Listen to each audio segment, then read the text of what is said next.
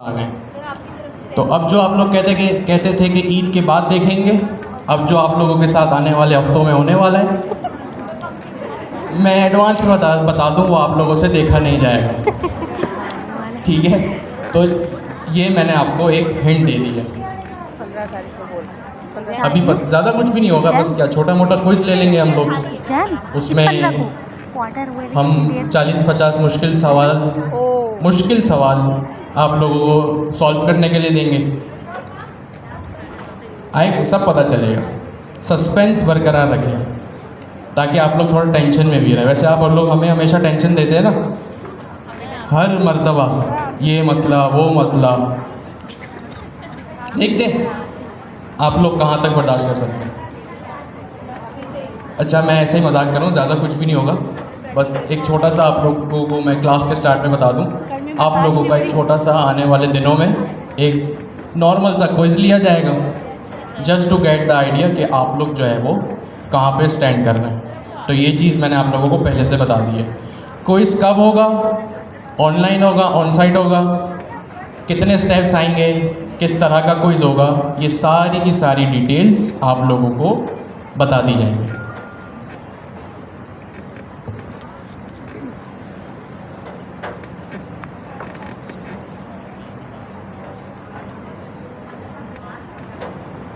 सही है। अच्छा, ये जो फ़ैन बंद हुआ है ना, ये सारे बोर्ड्स आपस में कनेक्टेड हैं। तो देखें अपने नीचे के भी बोर्ड लगा हुआ है, कोई प्लग तो नहीं निकला हुआ, वो आप लोगों के पास से ही चल जाएगा। ये पीछे से लाइट ही ऑन नहीं है, फिर भी आप लोग एक बार डबल चेक कर लें। और अब हमारी जो है वो आज 4th क्लास है। टॉपिक्स जो अभी तक हमने कवर कर लिए, एक बार हम उनको सिर्फ लिस्ट बना के देख लेते हैं कि हमने क्या क्या कवर कर लिया। ठीक हो गया जी। हमने सबसे पहले पढ़ लिए थे वेरिएबल्स, ठीक है।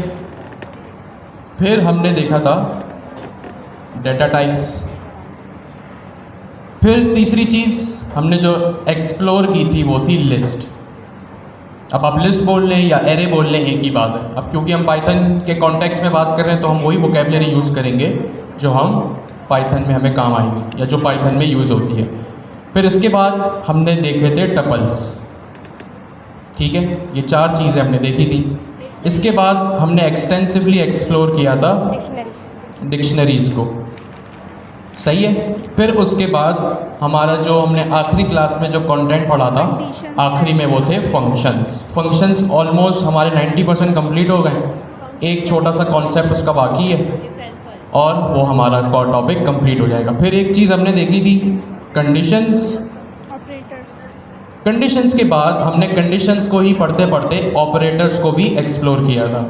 अब क्योंकि हम Q3 में हैं, तो हमारे लिए अब कोई ये चीज़ें सब बेसिक हैं, इनको आहिस्ते आहिस्ते से पढ़ना या अलग अलग करके पढ़ना, डिटेल में पढ़ना, अब जो है हमने इनको एक साथ पढ़ा था। जैसे हमने जब कंडीशंस पढ़ी तो हमने ऑपरेटर्स को भी साथ में यूज़ कर लिया था, क्योंकि ऑपरेटर्स जो एक्सटेंसिवली यूज़ होते हैं कंडीशंस में यूज़ होते हैं। अब वो मैं प्रिंट स्टेटमेंट लगाऊं, फिर उसमें एक ऑपरेटर लगाऊं, अब वो बहुत पुरानी चीज़ हो गई है हमारे लिए।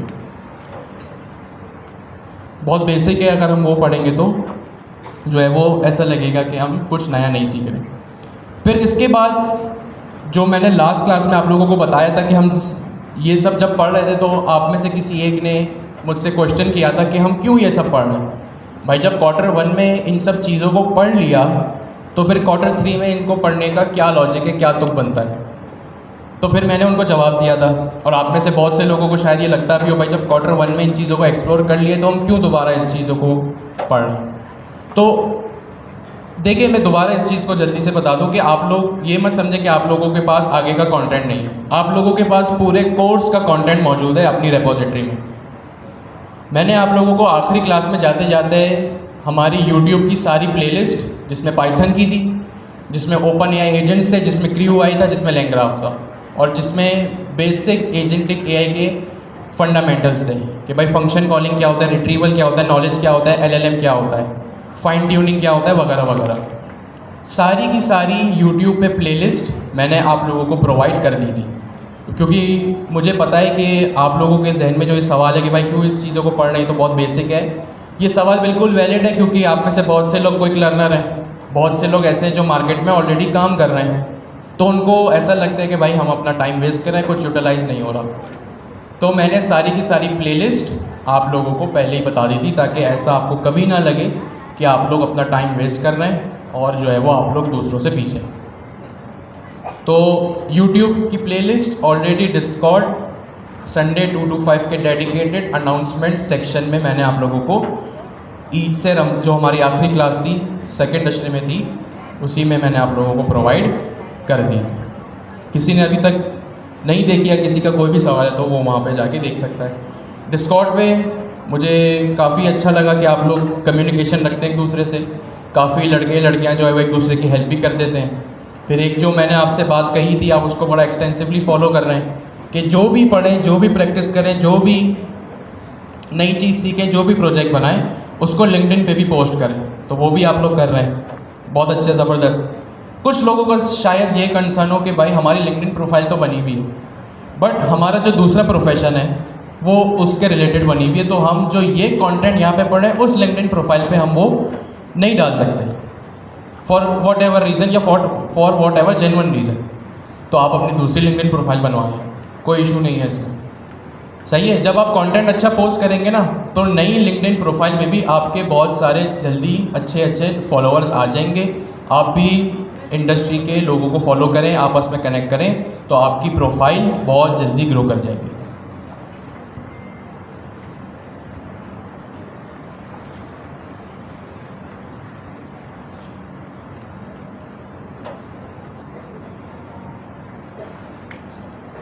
अच्छा, अगर क्योंकि अभी अभी अमीन भाई ने बताया कि लिंक्डइन की एक पॉलिसी है कि वो एक प्रोफाइल, एक बंदे की 2 प्रोफाइल्स को अलाउ नहीं करता।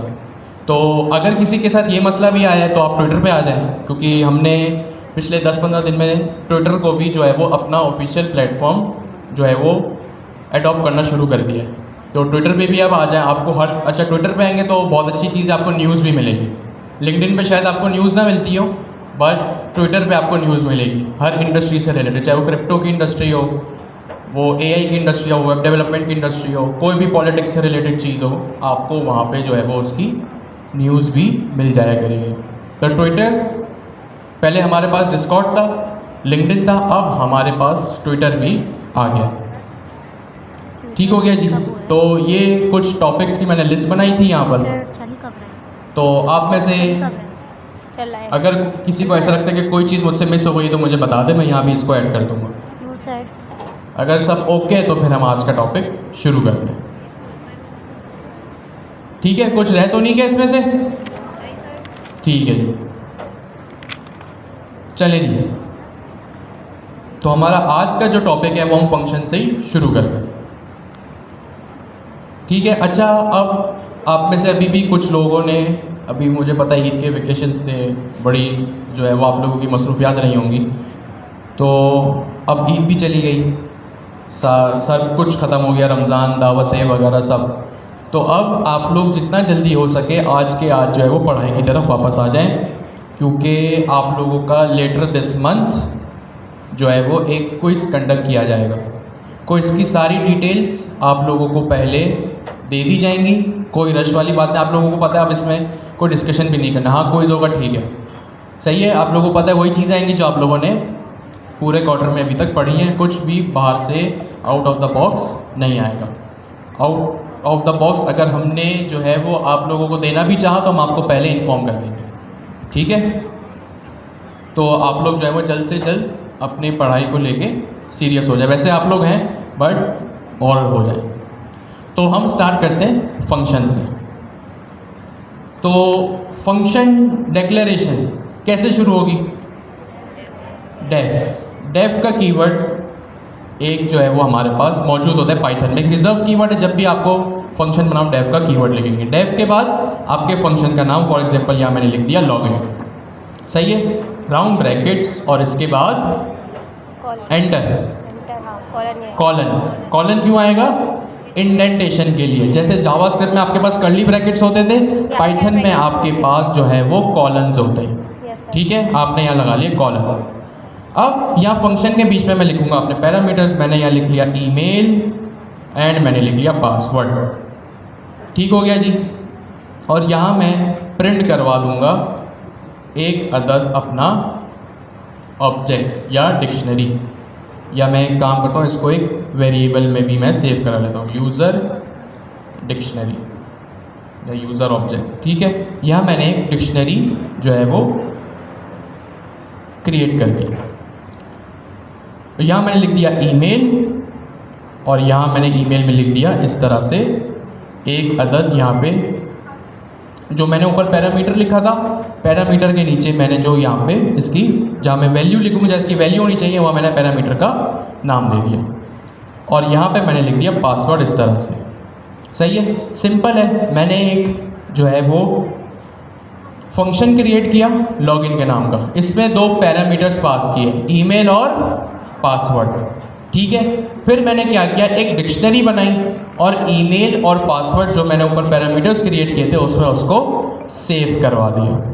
ठीक है, अब मैं क्या करूँगा, ऑफ कोर्स मैं करूँगा यहाँ पे लॉगिन फंक्शन को कॉल। ठीक है, अब यहाँ पे मैंने इसको किया कॉल।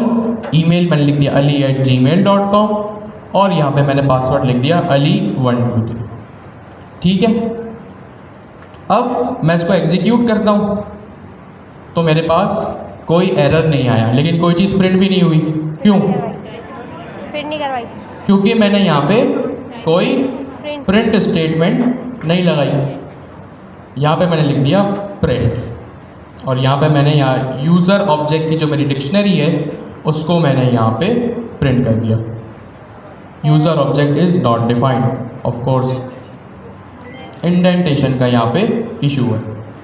इंडेंटेशन अगर मैं इसको बाहर रखता हूँ प्रिंट स्टेटमेंट को, तो ये प्रिंट स्टेटमेंट फंक्शन में कंसिडर नहीं की जाएगी। मुझे इस प्रिंट स्टेटमेंट को फंक्शन लेवल पे, इंडेंटेशन हमने पढ़ा था क्या होता है, वहाँ पे मुझे इसको डिक्लेयर करना पड़ेगा। मैंने यहाँ लिख दिया यूज़र ऑब्जेक्ट। अब इसने इसको डिटेक्ट कर लिया और यहाँ पे मेरे पास जो है वो आंसर आ गया, जो मेरा आउटपुट था वो आ गया। सिंपल चीज़ थी, इस तरह से हम जो है वो इसको स्टार्ट कर लेते हैं। इसके बाद हमने देखा था कि हमारे पास कुछ जो है वो ऑप्शनल पैरामीटर्स होता है या डिफ़ॉल्ट पैरामीटर्स होता है, वो चीज़ें हमने एक्सप्लोर की थी। ठीक है, अब हम आते हैं अपने नए कॉन्सेप्ट पे। हमारे पास एक कॉन्सेप्ट होता है कीवर्ड आर्गुमेंट्स का। किस चीज़ का होता है? कीवर्ड आर्गुमेंट्स का कॉन्सेप्ट होता है फंक्शन में। अच्छा, ये चीज़ क्या होती है भाई? पहले मैं यहाँ पे इसको बल्कि यहीं चल जाए। ठीक हो गया जी। अब मैं क्या करता हूँ, यहाँ पे मेरे पास एक कॉन्सेप्ट होता है कीवर्ड आर्गुमेंट्स का।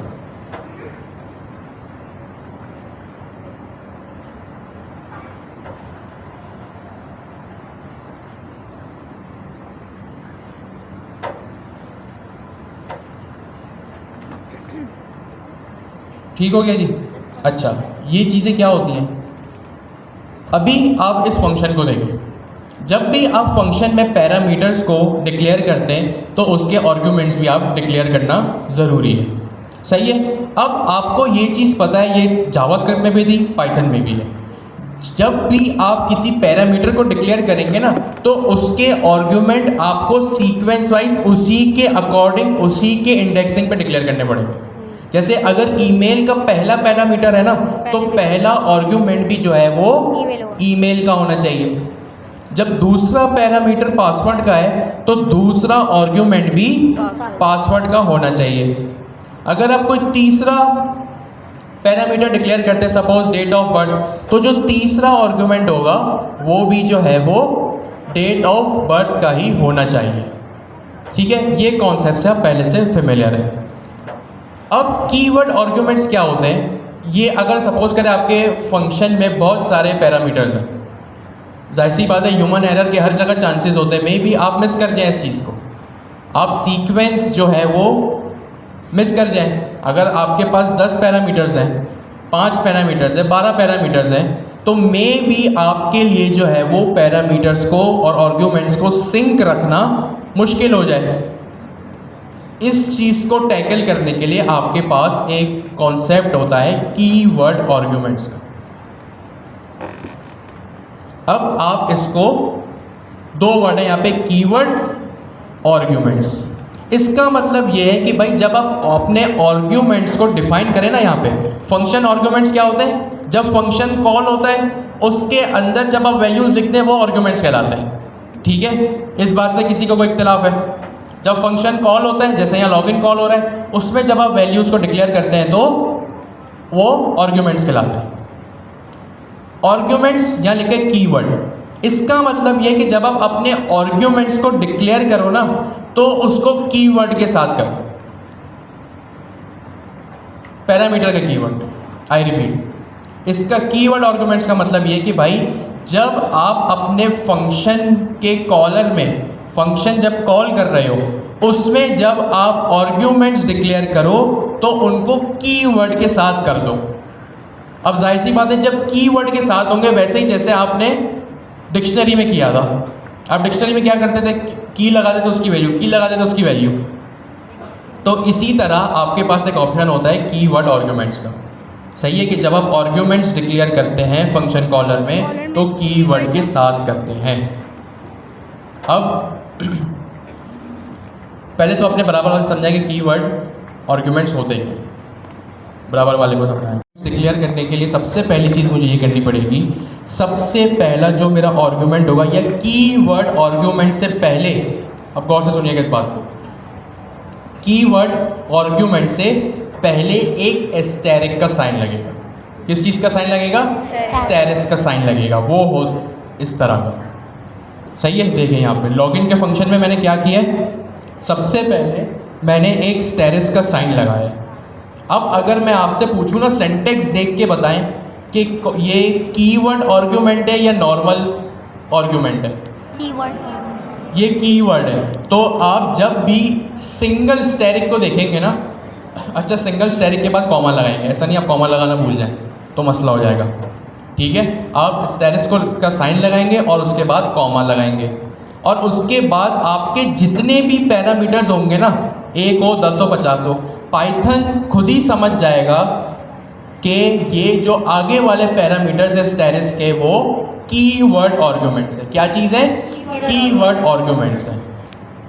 अब एक तरीका ये कि फंक्शन इनिशियलाइजेशन के वक्त आपने स्टेरिक का साइन लगा दिया। अब जब फंक्शन कॉल हो रहा है उस वक्त हम क्या करें, तो मैंने क्या कहा यहाँ पे, कीवर्ड आर्गुमेंट्स। क्या कहा मैंने?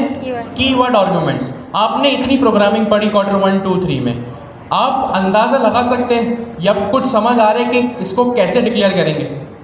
मैं तो बता दूंगा अभी, आप थोड़ा अपना दिमाग लगाएं। एक सेकंड पहले आप बताएं।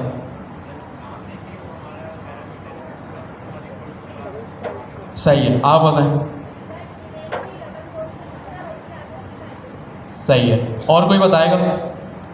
जी आप बताएं। सही है, और कोई यहाँ से बताएगा? बताएं, जो भी टूटा फूटा समझ आ रहा है, गलत हो, सही हो, एक्यूरेट हो, अगर कुछ दिमाग में है तो बोले। जी आप बताएं, किस चीज़ का नाम? ठीक है, तो अभी देख लेते हैं। अब मुझे यहाँ पे काफ़ी सारे इनपुट्स मिले और सब बिल्कुल सही मिले। कीवर्ड आर्गुमेंट्स जो पढ़ के समझ आ रहा है वो ये है कि जब आप आर्गुमेंट्स डिफाइन करेंगे ना तो उसके साथ पैरामीटर्स का नाम भी लिख देंगे। क्या करेंगे? पैरामीटर्स का नाम भी लिख देंगे। जैसे यहाँ पे ईमेल है, तो आप जब आप ईमेल लिखेंगे ना तो आप इसको लिखेंगे इस तरह से। सबसे पहले आपने लिखा ईमेल इज़ इक्वल्स टू, और जो ईमेल की वैल्यू है, इस तरह से मैंने यह लिख लिया ali@gmail.com। फिर इसके बाद जो आपके दूसरा पैरामीटर है उसमें आपने लिख दिया, फिर से आपने क्या डिक्लेयर किया, कीवर्ड। ये पैरामीटर्स आपके कीवर्ड बन जाएंगे और यहाँ पे आप लिखेंगे इज इक्वल्स टू, ज़हन में रहे इज इक्वल्स टू का साइन लगेगा, कॉलन का साइन नहीं लगेगा। किस चीज़ का साइन लगेगा? इज इक्वल्स टू का साइन लगेगा, और यहाँ पे आपने लिख दिया इस तरह से। फिर आपने लिखा डेट ऑफ बर्थ, तो आपके जो डेट ऑफ बर्थ की वैल्यू है वो यहाँ पे, जो भी आपकी डेट ऑफ बर्थ है वो यहाँ पे आप इस तरह से डिक्लेयर कर देंगे।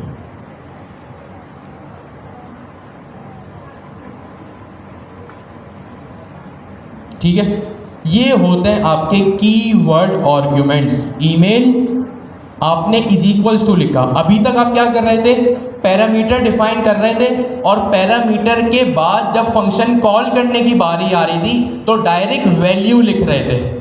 अब आप क्या कर रहे हैं, वैल्यू नहीं लिख रहे, कीवर्ड के साथ वैल्यू लिख रहे हैं। अब इस चीज़ को पढ़ के आप आसानी से अंदाज़ा लगा सकते हैं कि कौन सी वैल्यू क्या है। मैं आपसे पूछूं या कोई भी आपसे पूछे कि भाई ईमेल क्या है, आप बता सकते हैं ये ईमेल है।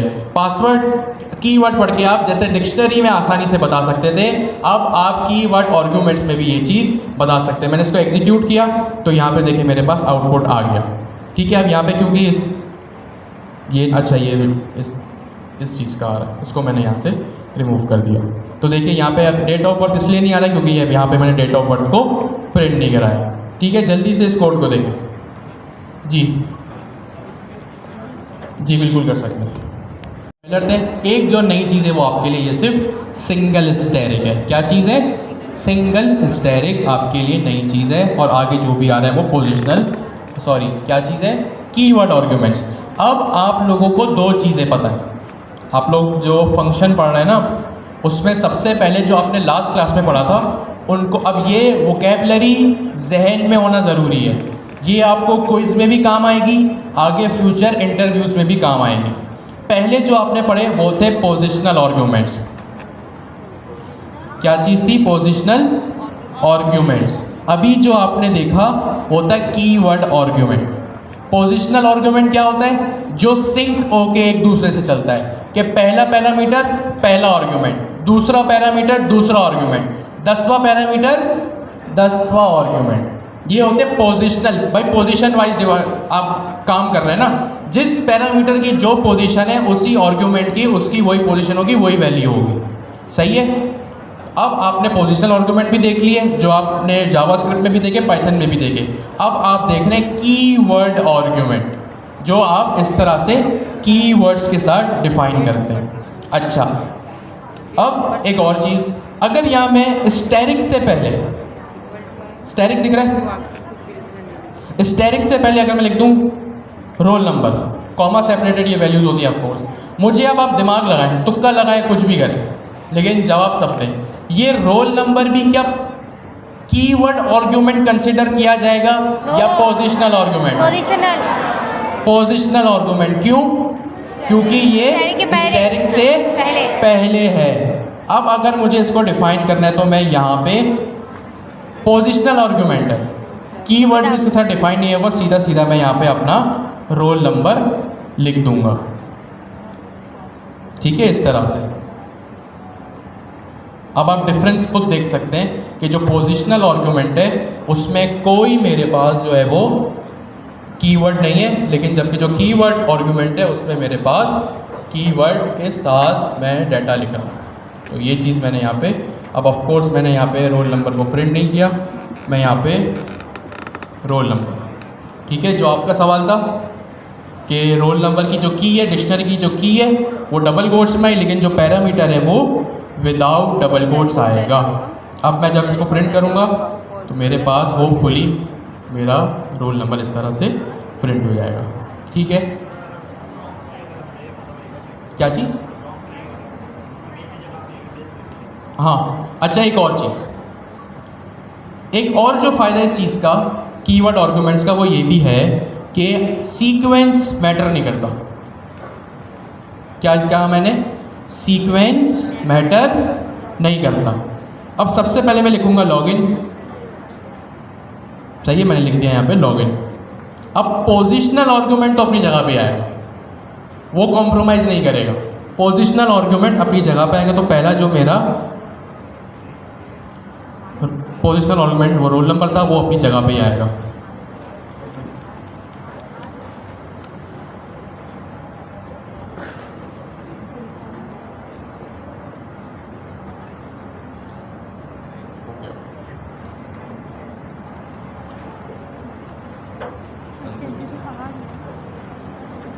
कीवर्ड आर्गुमेंट में सबसे पहला कीवर्ड क्या है? ईमेल। मैं इसको चेक कर देता हूँ, देखता हूँ कि अगर मैं इसका सीक्वेंस आगे पीछे करूँ तो क्या ये चीज़ एग्जीक्यूट हो रही है कि नहीं। मैंने सबसे पहले लिख लिया पासवर्ड इज इक्वल्स टू ये, डेट ऑफ बर्थ मैंने लिख ली अपनी, ये ईमेल मैंने लिख लिया अपने पास,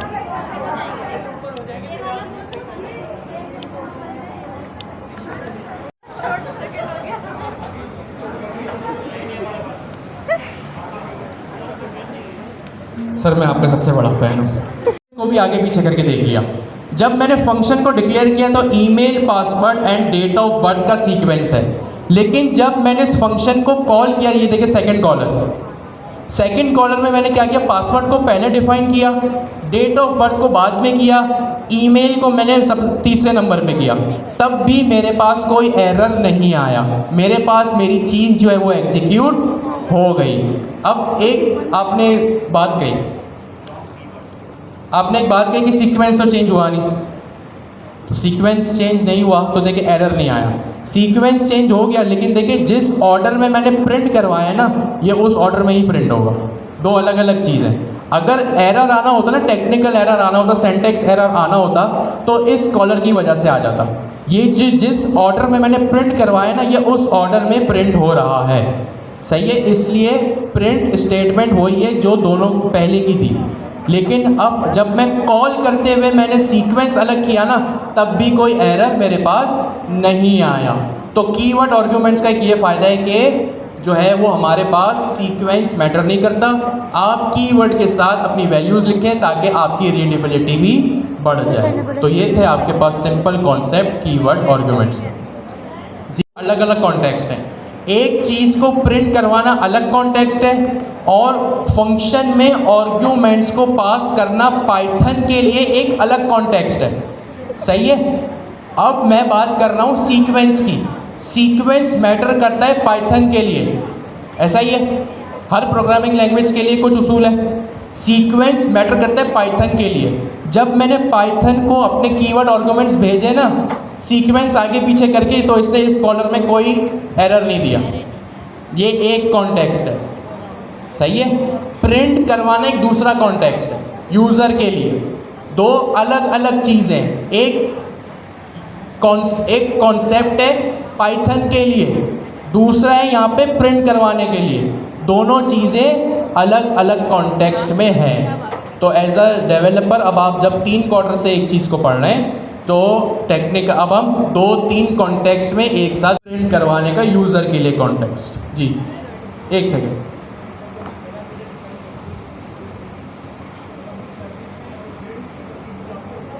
हाँ, वो तो कोई मैटर नहीं करता ना किसी को। देखें, वही बात कॉन्टेक्स्ट की। ये एक चीज़ है पाइथन के लिए, एक चीज़ है मेरे लिए। नहीं, प्रिंट तो वो ये करेगा ना, नहीं हो सकते। चलें जल्दी से इसको कोड देखें, जल्दी से 10 सेकंड है आपके पास, फिर अपने नेक्स्ट टॉपिक की तरफ मूव करते हैं। जी, चीज़ जावास्क्रिप्ट में भी पढ़ी थी, और जावास्क्रिप्ट में इसका नाम था रेस्ट ऑपरेटर्स या रेस्ट पैरामीटर्स। किसी को पता है रेस्ट पैरामीटर्स क्या होते हैं? क्या होते हैं? कितने? अनलिमिटेड। ज़बरदस्त, बातें बंद, सारा फोकस यहाँ पे। रेस्ट पैरामीटर्स जो आपने जावास्क्रिप्ट में पढ़े थे वो क्या होते हैं? पाइथन की मैं कोई बात नहीं कर रहा था, बताएं। सिर्फ 2 लोग ही थे या क्वार्टर 1 में? अनलिमिटेड होते हैं, 3 डॉट्स लगा। एग्जैक्टली, ट्रिपल डॉट्स होते हैं। और उसमें क्या फ़ायदा होता है? ये तो आपने सिंटैक्स बता दिया ना, फ़ायदा क्या होता है? एक्स्ट्रा पैरामीटर्स पास करते हैं आर्गुमेंट्स में। एग्जैक्टली। कभी कभी आपके पास क्या होता है कि आप अनलिमिटेड आर्ग्यूमेंट्स की आपको नीड होती है। क्या कहा मैंने? अनलिमिटेड आर्ग्यूमेंट्स की आपको नीड होती है। या फिर दूसरे लफ्ज़ों में कहूँ या दूसरा यूज़ केस कहूँ, तो आपको वक्त से पहले पता नहीं होता कि आर्ग्यूमेंट्स कितने होंगे। अब जाहिर सी बात है, जब ये नहीं पता कि आर्ग्यूमेंट्स कितने होंगे, तो आप एज अ डेवलपर पैरामीटर्स किस तरह डिफाइन करेंगे? ये तो आप फंस गए। सपोज करें जैसे आपका वॉलेट है, अब वॉलेट एक फंक्शन है, सही है। अब किसी के वॉलेट में हमें नहीं पता कितनी चीज़ है, आप लोगों के केस पे पर्स होगा।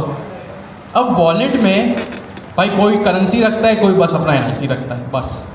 लेकिन कोई अपने वॉलेट में करेंसी रखता है, एनआईसी रखता है, 10 तरह के कार्ड्स रखता है, डेबिट कार्ड, बाइक के कार्ड, पता नहीं क्या क्या।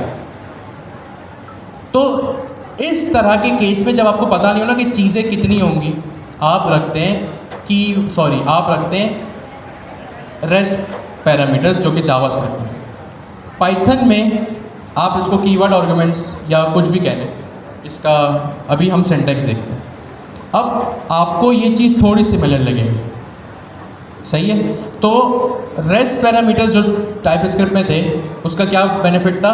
अनलिमिटेड या इनडेफिनेट नंबर ऑफ आर्ग्यूमेंट्स, सही है। पहले जल्दी से अपने बराबर वाले से डिस्कस करें कि क्या चीज़ होती है।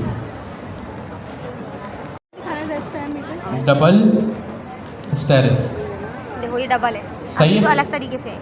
अच्छा जी, यहाँ पे मैं लिख लूँ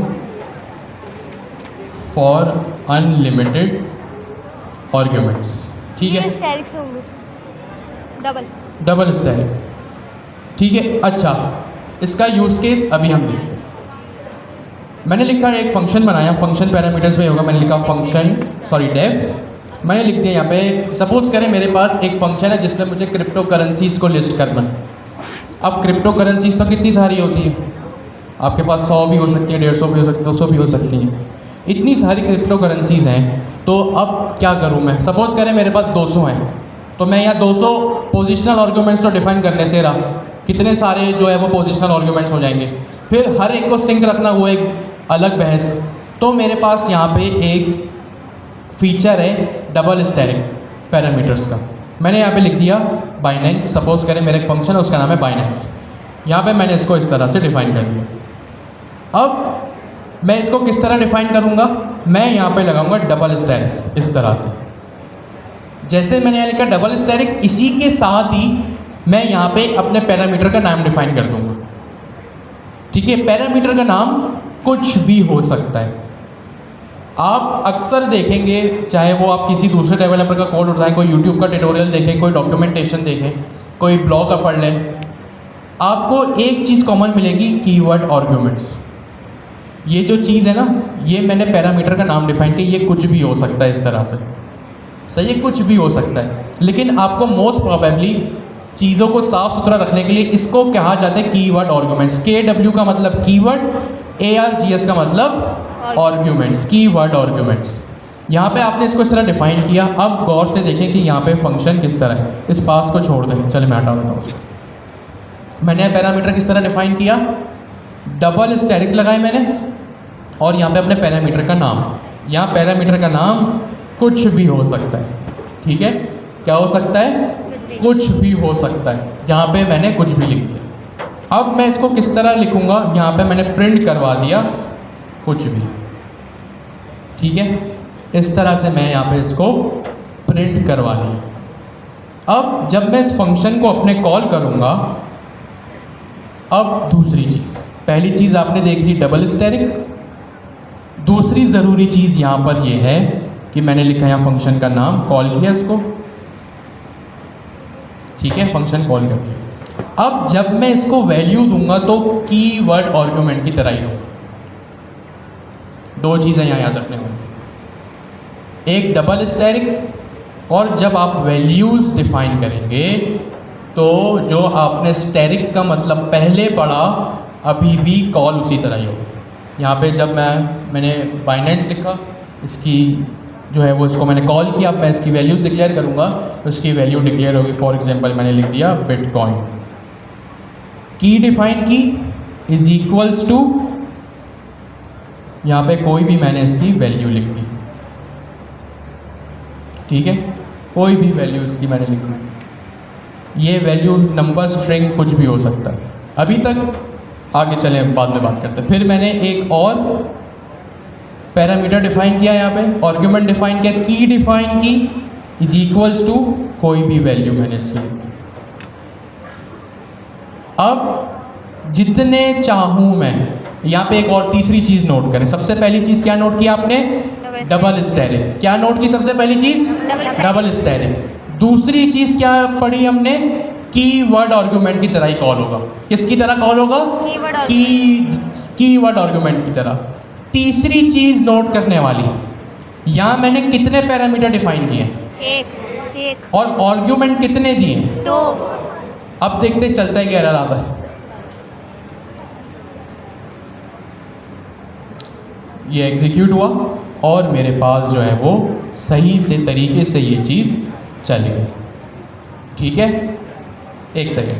अब आपने यहाँ पे 3 चीज़ें नोट की। अब ये 2 हो सकते हैं, ये 20 भी हो सकते हैं, ये 200 भी हो सकते हैं। जितने चाहें उतने आर्ग्यूमेंट्स यहाँ पे हो सकते हैं। जी, अब जल्दी से आप इस कोड को देखें और अपने पास एक फंक्शन बनाएं, एक छोटी सी जल्दी से एक्सरसाइज करें वॉलेट नाम का। एक सेकेंड पहले मैं एक एक्सरसाइज दे दूँ। आप एक make function wallet with double, चलें यहाँ लिख भी देता हूँ ताकि थोड़ी सी आसानी हो जाए। यहाँ पैरामीटर का नाम मैंने बता दिया। कॉल इट विद एटलीस्ट 3 या 4, जितनी मर्जी 2 भी कर 3 कर लें, 3 आर्ग्यूमेंट्स। ठीक है, जल्दी से करें। जी, आप कुछ कह रहे थे? ये काम हो गया? Yes sir. पक्की बात है? Yes sir. चले जी, कौन स्टेज पे आएगा और इस टास्क को पूरा करेगा? नहीं, हम तो नहीं आ रहे। जल्दी बताएं, आ जाओ। करवा दूंगी सर, मैं जा नहीं रही स्टेज पे।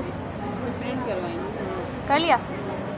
हाँ देखो, इस तरीके से अगर जैसे सर ने अभी बनाया, डबल स्टेरिक का इस्तेमाल करके हम इसमें मल्टीपल आर्ग्यूमेंट्स जितने भी हमें चाहिए होंगे हम दे सकते हैं। एक दे के हम जितने हमें इस्तेमाल करने होंगे उसी टाइम पे हम आर्ग्यूमेंट्स डिक्लेयर कर सकते हैं।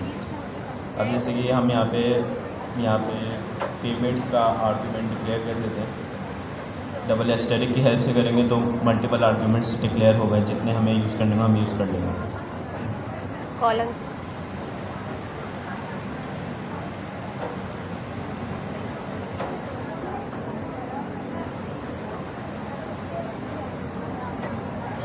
सर अटक गया।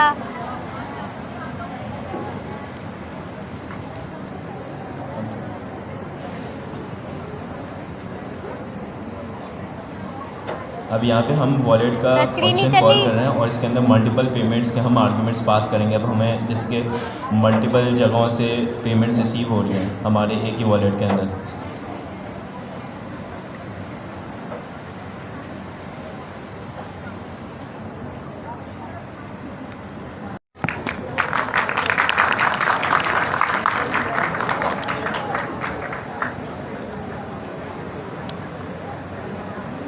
देखो पेमेंट था ना, पेमेंट की कॉल करी फ्रेंड पर।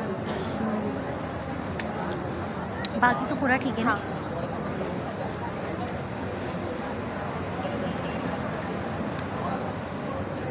Limited number of arguments pass करने थे। किस तरह करने थे? डबल स्टैरिक के थ्रू आप उसमें से कर सकते थे। आपने डबल स्टैरिक लगाया, जब फंक्शन को कॉल किया तो आपने जो है वो कीवर्ड आर्ग्यूमेंट्स के ज़रिए उसको जो है वो आपने वो टास्क अचीव कर लिया। सच सच बताइए, कोई छुपाने की बात नहीं है, ये टास्क कितने लोगों ने सही से कर लिया था? चले नाइस, माशाल्लाह, क्या बात है। चले इसी बात पे 3:15 हो रहे हैं, 10 मिनट का आप लोग ब्रेक करें, 3:25 पे हम दोबारा शुरू करते हैं। Yes sir. ठीक है, इतनी गर्मी में बैठे हुए हैं, लेकिन सर जब पढ़ा रहे थे तो फील नहीं हो रहा था कि कोई गर्मी किसी को मतलब महसूस हो रही है। आप सबका फोकस स्टेज पे स्क्रीन पे था, तो ये बहुत मोटिवेटेड क्लास मिली है मुझे और बड़ा अच्छा लगा आप लोगों को बहुत टाइम बाद देखकर। दूसरा, मोटिवेशन की 2 वजह हो सकती हैं। एक, सर का पढ़ाने का स्टाइल बड़ा लाइट है, बड़ा अच्छा तरीका है। मैं भी क्योंकि वहाँ से वीडियो बनाता हुआ आ रहा था, मैं देख रहा था कि बहुत अच्छे से टॉपिक को सर कैप्चर कर रहे थे। और अगर मैं भी एज अ स्टूडेंट होता तो बहुत ज़बरदस्त एक्सपीरियंस मेरा इस क्लास का होता, जो मैंने खुद देखा है। अच्छा, हम उस पर आते हैं टॉपिक पे। क्विज़ आपका होने वाला है, सर ने बता दिया है, क्विज़ क्लास में हो जाएगा। इस बार हम क्विज़ में ना वो क्यूरियोसिटी नहीं लेकर आएंगे जो आपको पहले होती थी, कि आप इतना कर करके थकी गए होंगे, अभी भी है कि क्या होने वाला है, फेल हो जाएंगे, ये हो जाएगा, वो हो जाएगा। कोई सवाल ऐसा तो होगा ही नहीं, अब तो बचा ही नहीं होगा ना, इतने दिन हो गए, अब तो यूज़ टू हो गए होंगे आप लोग। दूसरा ये है कि क्विज़ होगा क्या, हमारे पास जो स्टेप्स आपको नज़र आ रहे हैं इसमें ऑब्जेक्ट ओरिएंटेड से पहले मतलब हम अगर आते हैं कहाँ पर आते हैं, पेन यूनिवर्सिटी पे, और पेन यूनिवर्सिटी पे हमारे पास कौन सा वाला टॉपिक होता है, लर्न आइडेंटिटी एआई हमारा फ्यूचर का टॉपिक होगा। और अभी हमारा फोकस क्या है, मॉडर्न पाइथन एआई। अभी हमारा फोकस क्या है, पाइथन। और पाइथन में स्पेसिफिक फोकस क्या है, पाइथन वर्ल्ड लेवल का बेस्ट प्रोग्रामर बने पाइथन में। अब उसकी रीज़न है, अगर मैं पाइथन की नहीं आता मैं कौन से वाले स्टेप पे आऊँगा, लर्न मॉडर्न एआई पाइथन, और स्टेप नंबर 0 पाइथन कॉलेप्स पे। पाइथन कॉलेप्स पे जब मैं आऊँगा यहाँ पर कुछ स्टेप्स हैं, और इन स्टेप में ऑब्जेक्ट ओरिएंटेड से पहले जितने स्टेप्स हैं, मतलब स्टेप नंबर 11 तक आपका क्विज़ होगा। क्विज़ बड़ा बेसिक होगा, आपका क्लास में ही बैठे होगा, आप लोग को इसकी एप्लीकेशन क्लास में बैठे हुए लॉगिन करेंगे, कुछ लोग लैपटॉप से करेंगे, कुछ मोबाइल से करेंगे, और क्लास में बैठे 15-20 मिनट में आपका क्विज़ हो जाएगा, फिर हम क्लास कंटिन्यू कर लेंगे। प्रोबेबिलिटी है कि नेक्स्ट क्लास के बाद वाली क्लास में होगी, ये प्रोबेबिलिटी है, वो आपको क्लास सर बता देंगे जब भी होगा, तो टेंशन नहीं लें। किसी भी टाइम आपको पता लगे हमारा क्विज़ है, आप बैठे होंगे लॉगिन करेंगे, दे देंगे, उसमें कोई ऐसा मसला भी नहीं है। और प्रोग्रामर की नहीं है, क्विज़ एक असेसमेंट होती है कि उसको पता होता है कि क्या सवाल आया, मैंने क्या जवाब दिया, गलत भी हो गया कोई मसला नहीं है। टॉपिक क्या क्या होंगे, अगर हम यहाँ पर आते हैं डेटा टाइप्स। डेटा टाइप्स कितने लोगों को क्लियर है, डेटा टाइप्स, माशाल्लाह। क्या है data types, string, Boolean, list हो गई, डिक्शनरी हो गई, XYZ। चलें, बहुत अच्छी बात करी आपने, लिख लेते हैं यहाँ पर।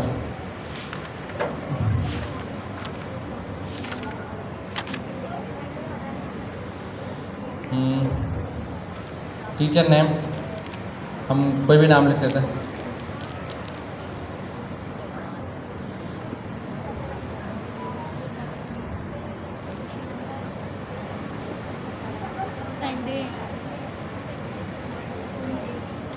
संडे करना है।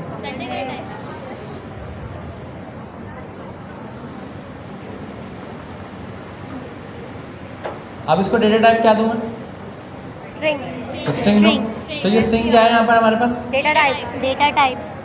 स्ट्रिंग डेटा टाइप है, श्योर हो जाए एक बार। कितने लोग एग्री कर रहे हैं स्ट्रिंग सिर्फ डेटा टाइप है, ऑब्जेक्ट भी है। हमारे कॉन्फिडेंस से एग्री करें ना, अचानक हाथ उठाने नीचे आ रहे। स्ट्रिंग डेटा टाइप है, कितने लोग एग्री कर रहे हैं स्ट्रिंग सिर्फ डेटा टाइप है, और कितने लोग डिसएग्री कर रहे हैं, नहीं भाई स्ट्रिंग डेटा टाइप में आप यूज़ कर रहे हो लेकिन वो डेटा टाइप नहीं है, वो तो हम यूज़ कर रहे हैं। कितने लोग इस बात को एग्री कर रहे हैं, आप कौन तक समझें।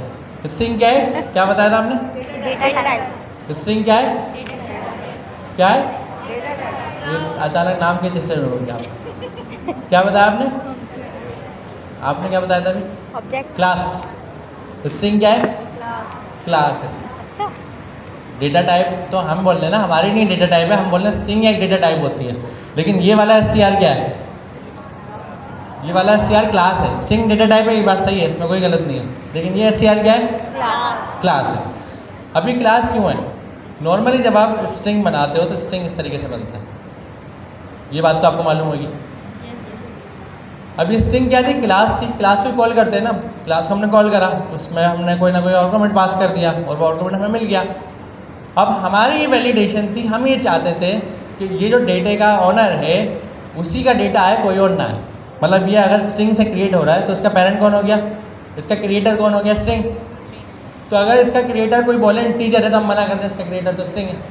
जैसे इस माइक का क्रिएटर है HTDZ, अगर मैं कहूँ इसका क्रिएटर जो है HTDZ है, HTDZ वाला माइक लाओ, तो मेरी डेटा टाइप क्या होगी, HTDZ की होगी। HTDZ का माइक होगा तो सही है, अदरवाइज वो गलत है।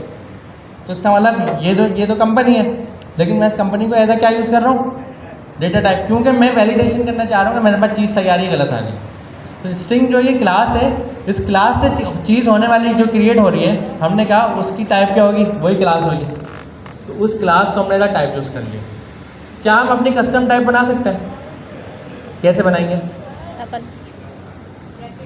अपनी क्लास बना दी, नाम लिख दिया टीचर, और इसके अंदर इनहेरिट कर लिया स्ट्रिंग को, और इसको ब्लैंक कर दिया, पास का मतलब ब्लैंक होता है। तो क्या ये टीचर में डेटा टाइप यूज़ कर सकता हूँ इस तरीके से, चलेगा ये, कोई एरर नहीं आएगा। अगर यहाँ पर मैं यूज़ करूँ टीचर नेम, कोई एरर नहीं आएगा पक्का? Yes sir. एग्री कर रहे हैं? Yes sir. मेरा सवाल ये है, मैंने कुछ कोड लिखा है, कोड चलेगा नहीं चलेगा?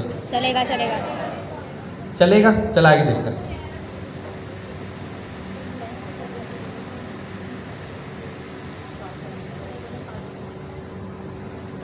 चल गया।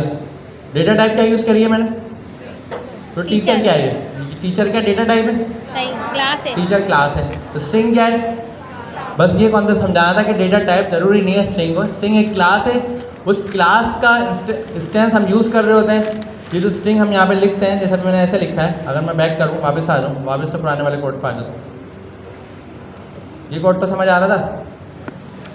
अभी स्ट्रिंग ये किससे क्रिएट होता है? स्ट्रिंग की क्लास से। तो जो चीज़ स्ट्रिंग की क्लास से क्रिएट होती है, अगर हम उसका चेकर लगा दें कि स्ट्रिंग इसकी टाइप है, तो सही होगा ना? तो उसका मतलब क्लास को हम as a data type use करते हैं। तो आप अपनी कस्टम क्लास बनाओ, उसको as a custom data type use करो।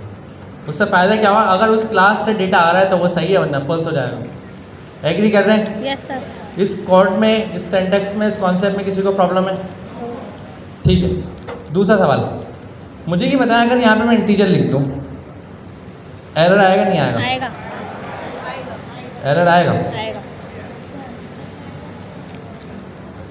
अभी एरर आना चाहिए। कितने लोग एग्री कर रहे हैं एरर आना चाहिए? कितने लोग डिसएग्री कर रहे हैं एरर नहीं आना चाहिए? आएगा सर, इन टीचर और वो स्ट्रिंग। न्यूट्रल, आप लोग न्यूट्रल क्यों हैं? मैच खेलने जाते हैं कभी, या मैच देखने जाते हैं? एक पार्टी का साथ देना होता है ना।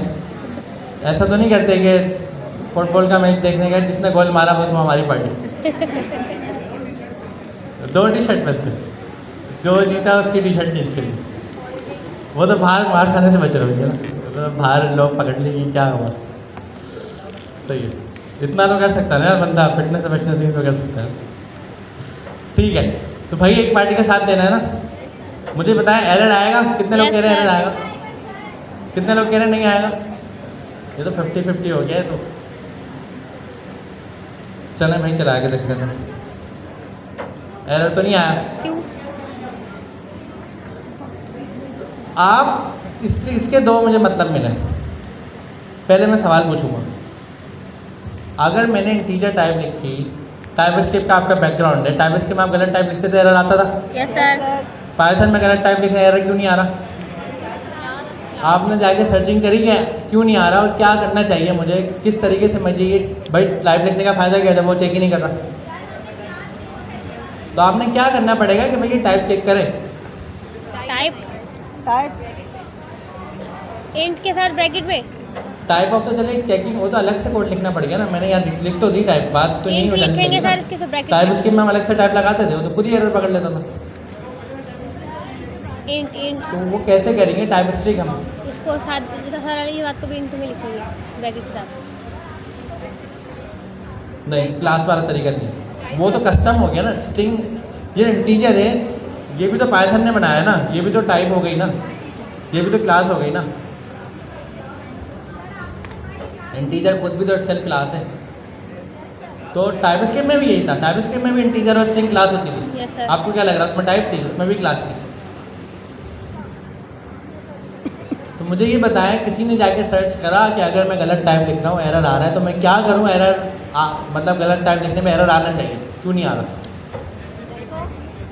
स्ट्रिक चेकिंग कैसे करें? स्ट्रिक चेकिंग, सवाल का जवाब आया मेरे पास, स्ट्रिक चेकिंग नहीं है। स्ट्रिक चेकिंग कैसे करें? जवाब सही है, और बताएं। नमपाई नहीं है, नाम कुछ और है, और नाम मिक्स कर दिया आपने। नाम इन्होंने बताया ना वो है। और माई पाई, तो माई पाई पक्का? नहीं कितने लोग कह रहे हैं माई पाई? नहीं, नमपाई। माई पाई वाले कितने? नमपाई और मैथ का भी यूज़ कर सकते हैं। 1%, कोई बात नहीं। तो इसका मतलब आपकी क्लास में काफ़ी ऐसे स्टूडेंट बैठे हुए हैं जो टीचर कंटेंट आपको पढ़ा रहे हैं, यहाँ पर सर्कुलेट कर रहे हैं, वो बहुत अच्छे से पढ़ रहे हैं, लेकिन अपनी आपकी कोई सेल्फ रिसर्च नहीं है।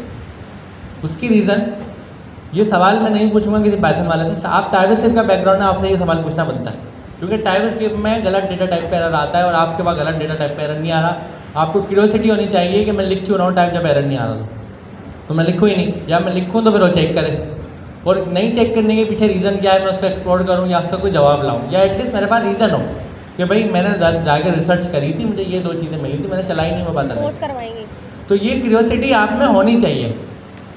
ये आपके लिए सबसे इंपॉर्टेंट क्यूरियोसिटी है कि भाई ये क्यों डेटा टाइप चेक नहीं कर रहा। आप लोगों में क्यों ये क्यूरियोसिटी नहीं आई? कुछ लोगों में आई, कुछ लोगों ने सही जवाब दिया था मुझे।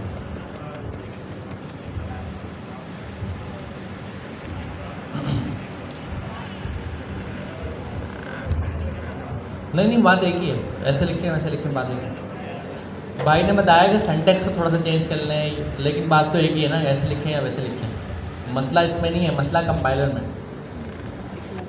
आप टाइपसी पर जो कंपाइलर चेक कर चलाते थे ना, TSC, वो चेक करता था, हमारा कंपाइलर चेक नहीं करता।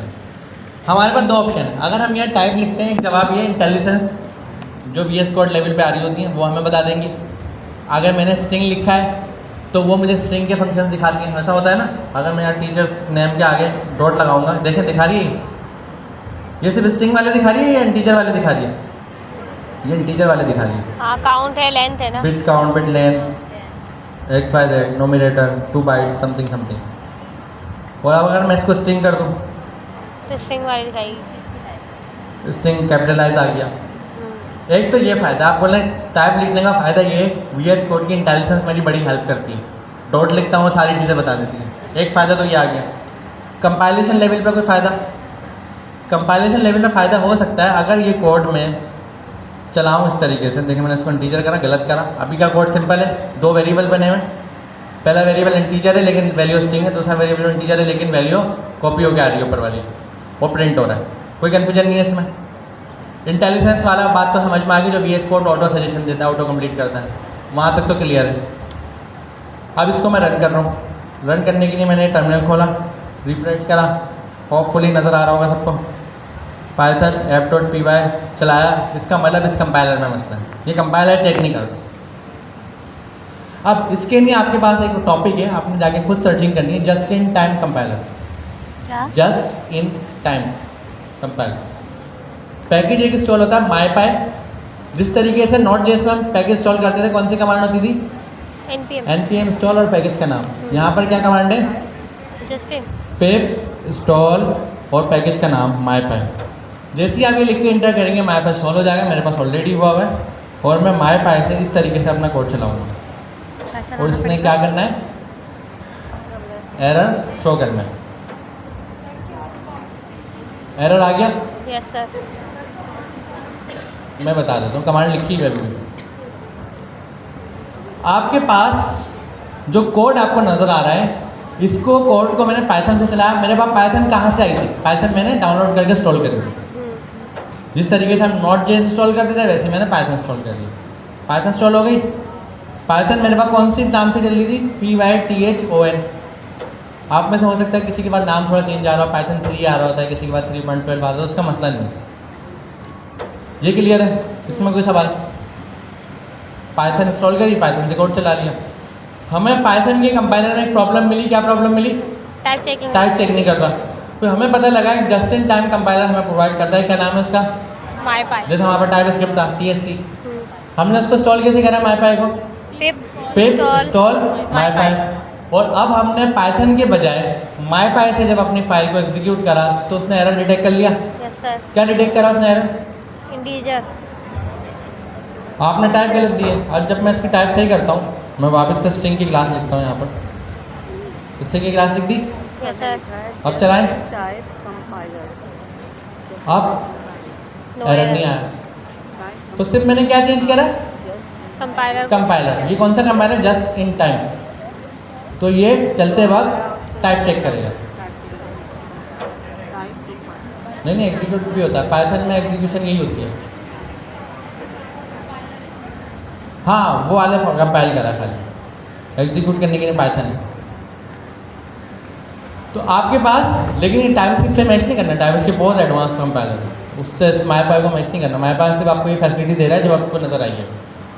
ये समझाने की नहीं मैंने बात करी। टाइपस्क्रिप्ट जो होता है वो इंटरप्रेटर था, ये जस्ट इन टाइम कंपाइलर है। अब आपके पास ये वाला टॉपिक समझ में आ गया टाइप वाला। अब आपसे आप बोलोगे स्ट्रिंग क्या है? क्या है स्ट्रिंग? है क्लास। क्लास है। उस क्लास को मेरा डेटा टाइप यूज़ करते हैं, क्योंकि हमें ये बताना होता है कि जो डेटा है ये इस क्लास से आया है, इस क्लास का इंस्टेंस है, या इस क्लास की कॉपी है, या इस क्लास से बन के आया है। ये क्लास जो है इस स्ट्रिंग का क्रिएटर है, तो ये हमें बताना होता है, इसलिए हम डेटा टाइप लगाते हैं। समझ गए? अब वापस आते हैं, डेटा टाइप हो गया टॉपिक। ऑपरेटर्स, क्या क्या नाम है ऑपरेटर्स के? Addition, subtraction, multiplication, modulus, mean. आप लोगों ने जो नाम बताए ये पाइथन है, जावास्क्रिप्ट में लिमिटेड ऑपरेटर्स है, पाइथन में बहुत सारे ऑपरेटर्स हैं। आप जाके सर्चिंग करें, आपको बहुत सारे ऑपरेटर्स मिलेंगे जो आपने नाम भी नहीं सुने होंगे। तो एक सर्चिंग कर लेना अपनी नॉलेज के लिए, ताकि फ्यूचर में ज़रूरत पड़े तो पता हो कि ये भी कुछ एग्जिस्ट करता है, मैं इसको इस्तेमाल कर लूँ। स्ट्रिंग कास्टिंग क्या है ये? स्ट्रिंग को स्ट्रिंग में कन्वर्ट करना? नहीं, किसी भी टाइप को कन्वर्ट करना, एक टाइप को दूसरे टाइप में कन्वर्ट करवाना स्ट्रिंग कास्टिंग कहलाता है। कास्टिंग कहलाता है। स्ट्रिंग कास्टिंग क्या है? एक्सप्लिसिट है, इम्प्लिसिट है? एक्सप्लिसिट है। कैसे एक्सप्लिसिट है? एग्जीक्यूट होता है ना कोड। ये आपके पास डेटा यहाँ पे नज़र आ रहा है, ये क्या हुआ हुआ? कैसे हुई? str की क्लास दे दी, तो ये एक्सप्लिसिट है, इम्प्लिसिट है? कैसे एक्सप्लिसिट है? रीज़न बताएं। एक्सप्लिसिट का मतलब क्या है? डिक्लेरेटिव है, नॉन डिक्लेरेटिव है? डिक्लेरेटिव मतलब डिक्लेयर मैंने करा, मैंने बताया, मैंने इसको डिक्लेयर करा कि भाई ये वाला कलर है, ऐसा है, ऐसा है। डिक्लेरेटिव क्या हो गया? एक्सप्लिसिट। और नॉन डिक्लेरेटिव मतलब मैंने डिक्लेरेटिव नहीं करा, इम्प्लिसिट हो गया। ठीक है, तो ये तो जस्ट ग्रामर है इंग्लिश की, दो चार वो आपको समझ आ जाएंगे।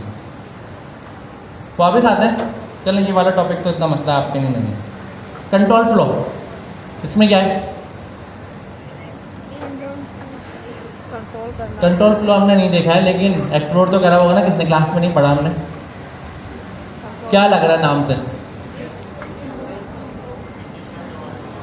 For loop, conditions, if else. अच्छा, for loop, conditions, if else तो पता है ना आपको क्या होता है? वो होता है कंट्रोल फ्लो। कंट्रोल फ्लो उसको क्यों बोला जाता है? बहुत सारी रीज़न है, मैं आपको बहुत शॉर्ट बताऊंगा ताकि आप कभी भूलें नहीं। सपोज कर रहे हैं ये मेरे पास कोड है, मैं बहुत सारा कोड लिख दिया। ये बात तो सब जानते हैं कि पाइथन जो है वो कौन सी लैंग्वेज है? स्क्रिप्टिंग। स्क्रिप्टिंग लैंग्वेज की क्या ब्यूटी होती है? क्या नज़र आ रहा है? इंटरप्रेट होती है इस तरीके से। तो स्क्रिप्टिंग लैंग्वेज, इसको इंटरप्रेट बोलते हैं, इस प्रोसेस को लाइन बाय लाइन चलती है। ये ब्यूटी है ना। तो जहाँ पर क्रैश हो यहीं रुक जाएगी, आगे नहीं बढ़ेगी। अभी जो स्क्रिप्टिंग है, इस स्क्रिप्टिंग में जब आपने कंट्रोल फ्लो करना होता है, कंट्रोल फ्लो कैसे होगा? अब आप तो कहेंगे यार स्क्रिप्टिंग तो सब चला रहा है। अब आपने यहाँ पे इफ़ लिखा, इफ़ को कोई कंडीशन दी, कोई भी कंडीशन देके आपने प्रिंट करवा लिया, फिर आपने एस लिखा। देखें जाए तो जावास्क्रिप्ट वाले सिंटैक्स से सिर्फ ब्रैकेट हट के ब्लॉक आ गया, इंडेंटेशन आ गई। जावास्क्रिप्ट में यही होता था, ब्रैकेट होते थे, यहाँ पर कॉलन आ गए और कॉलन से शुरू में इंडेंटेशन आ गई, बस ये फ़र्क है। अब ये जो इफ एल्स मैंने लिखा हुआ है, इस पर कंट्रोल फ्लो कैसे काम करेगा? इंटरप्रेट होता हुआ आ रहा है, देखें चलता हुआ आया, जैसे यहाँ पर आया कंट्रोल फ्लो रख गया। कंडीशन, कंडीशन चेक करी, अगर ट्रू है तो क्या चलेगा? ये वाला। अगर फॉल्स है तो क्या चलता? नीचे वाला। दोनों हेलो वर्ड है, चलें एक को हेलो कर लेते हैं, एक को वर्ड कर लेते हैं। अगर ट्रू है तो क्या चला? नीचे वाला। फॉल्स है तो क्या? इसको बोलते हैं कंट्रोल फ्लो। मतलब ये कंट्रोल फ्लो जो चलता हुआ आ रहा है, इसको हमने कंट्रोल करा, किसी चीज़ को हमने चलाया, किसी को नहीं चलाया, अपनी कंडीशन के अकॉर्डिंग। तो कंट्रोल फ्लो किससे कंट्रोल होता है? कंडीशन से। फॉर लूप में भी कंडीशन होती है, वो आइटरेटिवली बार बार एक ब्लॉक को चला रहा था, जैसी कंडीशन फॉलो होती है रुक जाता है, जब तक कंडीशन ट्रू चलता रहता है। तो ये कंट्रोल फ्लो होते हैं, मतलब आपने एक फ्लो को कंडीशन से कंट्रोल करके आइटरेशन में चला लिया या इस तरीके से चला लिया। ठीक है, इसके सिंटैक्स में आपको कोई प्रॉब्लम नहीं है। अब एक बात आप गौर से सुन लें, कंट्रोल फ्लो तो चलो समझ में आ गया। आप लोग तो यहाँ बैठे हुए ना, अगर आपसे मैं कहूँ आपने प्रोडक्शन लेवल पाइथन डेवलपर बनना है, तो एक सवाल आता है कि बिगनर को प्रोडक्शन लेवल पाइथन डेवलपर नहीं बनाया जाता। इसकी रीज़न ये, अगर मैं कोई सिंटैक्स लिखता हूँ प्रोग्रामिंग में, मेरे पास कुछ सवाल होने चाहिए। सवाल क्या है? ये जो मेरा लिखा हुआ कोड है, इसकी एक्चुअल रिप्रेजेंटेशन यूज़र पर्सपेक्टिव से क्या होगी? इसका मतलब क्या है? जो मैंने पानी बनाया है, ये पानी की बोतल है, ये यूज़र जब पिएगा तो उसके लिए क्या होगा? इसके लिए शक्ल क्या होगी? सही है। मतलब अगर मैंने कोई वेबसाइट बनाई तो यूज़र उसको कैसे देखेगा? यूज़र उसको ऐसे देखेगा, ऐसे चलाएगा, पता है ना आपको?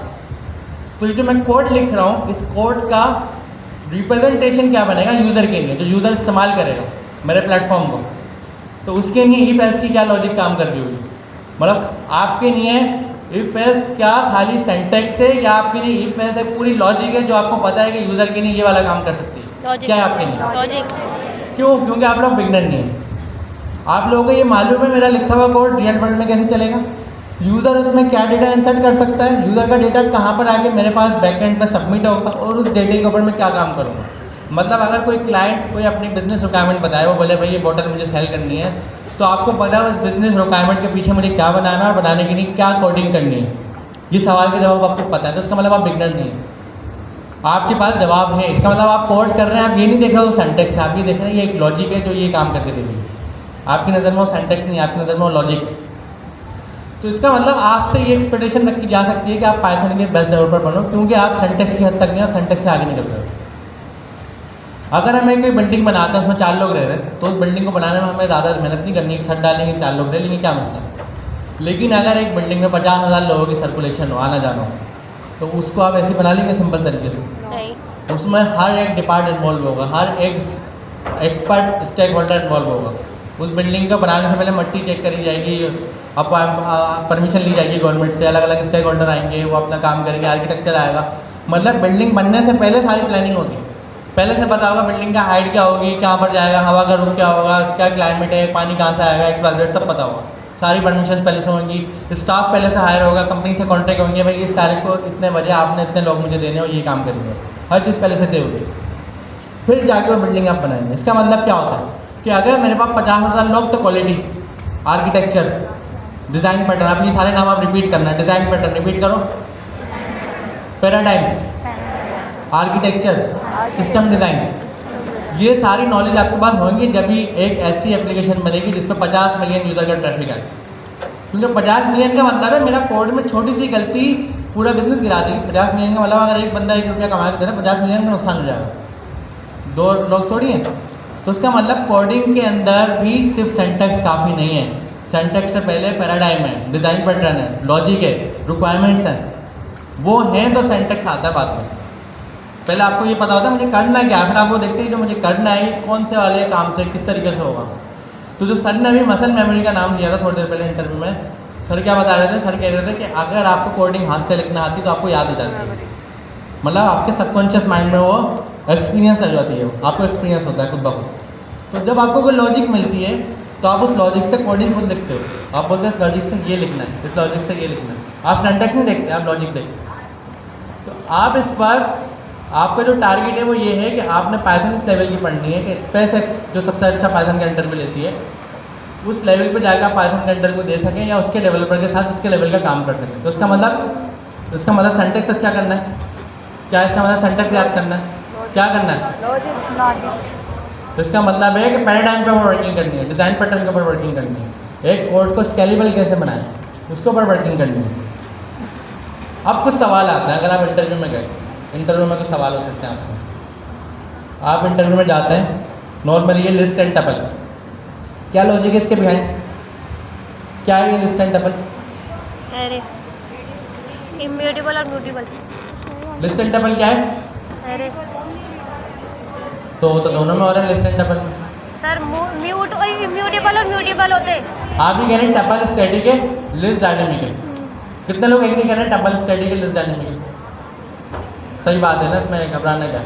टपल में फिक्स नंबर आता है और लिस्ट में जितने चाहे नंबर लगा दो। और म्यूटेबल होती है। अब रीज़न क्या है क्यों इन दोनों को यूज़ करें? अगर टपल में फिक्स नंबर है, लिस्ट में बहुत सारे नंबर हैं, लेकिन दोनों का अलग अलग क्यों बनाया? सर इम्यूटेबल और म्यूटेबल है ना। नहीं, यूज़ केस क्या है? आप कह रहे हैं रीड ओनली डेटा हो जिसमें कोई मॉडिफिकेशन नहीं हो, टपल में लिखो। हाँ। जिस डेटे में फ्यूचर में डेटा इंसर्ट होना है, जैसे मैंने डायरी लिखी, डायरी में डेटा आता जा रहा, लोग आते जा रहे हैं, टेंडर्स में लगाते जा रहा हूँ, ऐड हो रहा है ना डेटा। Yes sir. तो ये लिस्ट है। जी। जहाँ पर फिक्स डेटा है वहाँ पर टपल है, जहाँ पर डेटा ऐड होगा फ्यूचर में तो वहाँ लिस्ट है। लेकिन मुझे ये बताएं कि जहाँ पर टपल लग रही है वहाँ पर मैं लिस्ट भी तो लगा सकता हूँ, मुझे क्या ज़रूरत टपल की? मैं ऐड नहीं कर रहा तो नहीं ऐड कर रहा, तो उसमें तो लिस्ट में भी काम हो जाएगा। ये मैंने लिस्ट बनाई, एक सवाल आपका अपना अच्छा है। आपने कहा इसके अलावा मेमोरी का एक सवाल आता है कि कौन सी चीज़ ज़्यादा मेमोरी ले रही है, कौन सी चीज़ कम मेमोरी ले रही है। क्योंकि अगर मेरी रिक्वायरमेंट है, मेरे पास डेटा आएगा तो मैं लिस्ट यूज़ करूँगा, अगर डेटा स्टैटिक है तो मैं क्या यूज़ करूँगा, टपल। टपल। लिस्ट में डेटा फ्यूचर में ऐड हो सकता है यस सर। और टपल में डेटा फ्यूचर में ऐड नहीं, नहीं हो सकता, जो लिख दिया वो लिख इम्यूटेबल दिया। होता है। तो मुझे ये बताएं, क्या वो सवाल है जो भी आपने बताया मेमोरी, कितने लोग कह रहे हैं मेमोरी, हाँ टपल जो है मेमोरी कम यूज़ करता है, लिस्ट ज़्यादा यूज़ करती Yes, है, sir. कितने लोग एग्री कर रहे हैं? कॉन्फिडेंस से बताएं। अब वो जो आपने ये बात बताई है मेमोरी की, इसकी लॉजिक मुझे बताएं कैसे। आपने बता दो कि ये मेमोरी है, कैसे? Fix number of array, fix number of element. एक आपके पास डीएसए में टॉपिक आता है, यहाँ पे बीएससी से कितने लोग बैठे हुए हैं जिन्होंने डीएसए पढ़ा हुआ है? क्या टॉपिक है? Time complexity. Time and space complexity, क्या है वो टॉपिक? कौन सी प्रोग्रामिंग लैंग्वेज में करा आपने? अच्छा, किस आपने कौन सी प्रोग्रामिंग लैंग्वेज में करा जो 100 हुआ था? जावा। अगर मैं पाइथन में डीएसए लेकर आऊँ तो आप बोलोगे यार पाइथन एक हाई लेवल प्रोग्रामिंग लैंग्वेज है, इसमें आप डीएसए लेकर आ जाओ, क्योंकि एक बेस्ट प्रोग्रामर, अच्छा प्रोग्रामर होगा वो अच्छी कोडिंग करेगा, सीधी बात है, गलती नहीं करेगा। लेकिन डीएसए को बहुत ज़्यादा हाइपर लेना तो गलत हो जाएगा। उसकी रीज़न बता रहा हूँ, आप कॉन्सेप्ट समझना। कॉन्सेप्ट ये है, इस टॉपिक से पहले एक और टॉपिक है मेरा। देखें, मेरा काम पढ़ाना नहीं, मेरा काम आपको कंफ्यूज करना है। पढ़ाने का काम सर का था, मैं आप लोगों का भी जानबूझ के कंफ्यूज करूँ ताकि आप क्वेश्चन क्रिएट करें। मुझे आप में क्यूरियोसिटी चाहिए। अब यहाँ पे एक कॉन्सेप्ट देखें। थोड़ी देर पहले मैंने एक वेरिएबल बनाया था टीचर का, ये वाला। इसमें क्या करा था हमने, क्या करा था? टीचर नेम क्या है, सर अली जवाद, और संडे क्लास टीचर नेम क्या था, टीचर नेम। पाइथन को हाई लेवल प्रोग्रामिंग लैंग्वेज क्यों बोलते हैं? क्योंकि आपने ये टीचर नेम लिखा है, उसमें वैल्यू असाइन करी, आपका काम खत्म। क्या आपने ये सोचने की ज़रूरत है कि सर अली जवाद मेरे लैपटॉप में कहाँ जाके सेव हो रहा है, कैसे मैनेज हो रहा है, इसकी कितनी लिमिट है, इसकी एक्सपायरी डेट क्या है, ये कब तक रहेगा, और अगर संडे क्लास टीचर को टीचर नेम चाहिए था तो ये क्या इसके पीछे वर्किंग होगी कि teacher name sir Ali Jawad उठ के क्लास टीचर को आ गया। मैं इसकी आपको दिखा भी देता हूँ। देखिए, दोनों में सेम वैल्यू प्रिंट होगी, पक्का कर लेते हैं दोनों में। सॉरी, माय पेन ही चलाना था मुझे। दोनों ये फिर गलत चल गया। दोनों में सेम वैल्यू है। Yes sir. कैसे भाई? मैंने तो सर अली जवाद एक जगह लिखा है, ये जो प्रिंट हुआ है 2 बार सर अली जवाद कैसे प्रिंट हो गई? 2 दफ़ा कॉल करवाइए, अलग अलग आप वेरिएबल। कहोगे प्रिंट मैंने 2 बार लगाया है, नहीं सर, लेकिन भाई वेरिएबल तो मैंने नाम एक बार दिया है। दूसरे वाले में स्टोर करवा दिया सर। ये कैसे भाई? ये मेरे पास एक अपडेट कर मोबाइल दिया। है, ये एक मोबाइल है सर के पास, सर का मोबाइल है ये। अगर ये सर मोबाइल आपको देते हैं, सर के पास मोबाइल रहेगा? नहीं। नहीं रहेगा ना। ऐसा तो नहीं सर ने मोबाइल आपको दिया, सर के पास भी आपके पास भी, कॉमन सेंस है ना। कॉपी। अभी तो ये पूरा डेटा जा रहा है ना, अभी कॉन्सेप्ट है, प्रोग्रामिंग कॉन्सेप्ट मैं बता रहा हूँ। तो प्रोग्रामिंग कॉन्सेप्ट अगर आप लो लेवल पे जाते हो, लो लेवल का कॉन्सेप्ट क्या है? सर अली जवाद की ओनरशिप किसके पास है? ये मोबाइल की ओनरशिप किसके पास है? सर अली जवाद के पास। ये आपको दिया ओनरशिप किसके पास चलेगी? हमारे पास। समझ लें, सामने जावेद साहब बैठे हैं, जावेद साहब के पास चलेगी। समझ सही है? अब ये टीचर नेम है, टीचर नेम के पास क्या डेटा रखा हुआ है? सर अली जवाद। ओनरशिप किसके पास है? सर अली जवाद के पास। अब टीचर नेम हमने किसको दे दिया? Sunday class teacher. अब टीचर नेम के पास कुछ बचना चाहिए, नो। कॉन्सेप्चुअली। लेकिन दोनों के पास डेटा कैसे रखा हुआ है? इसका Line by मतलब line पीछे पढ़ पाइथन ने कोई वर्किंग करी है।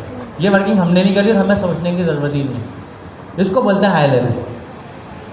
अगर आप लो लेवल पे होती है, जो मैं सवाल कर रहा हूँ ना, ये रियल में ऐसा ही हो रहा होता। आपने जैसी टीचर नेम की वैल्यू संडे क्लास टीचर को दी, टीचर के पास से गई हो, फिर आप टीचर के बोलते हैं आपके पास क्या? बोलते मैं खाली हूँ, मेरे पास कुछ नहीं है, क्योंकि मेरी वैल्यू तो मैंने वहाँ दे दी। सही बात है ना? Yes sir.